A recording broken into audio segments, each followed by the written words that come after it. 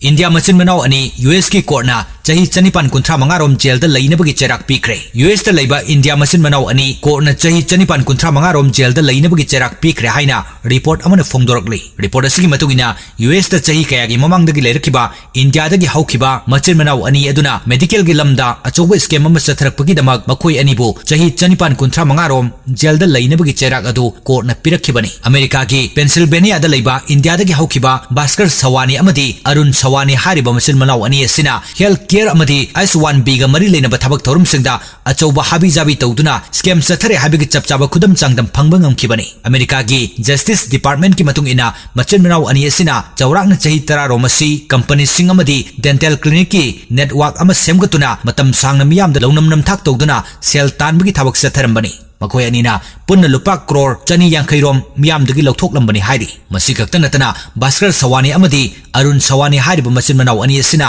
layeng bagi mingda aranba bill kaya sizinaduna sel lauthok lambagi case kaya dasu chawna senarambani. Loinana S1B visa gi matung ina India macha kaya dagi sel lauthok tun aranba thabak kaya su satharambani hairi.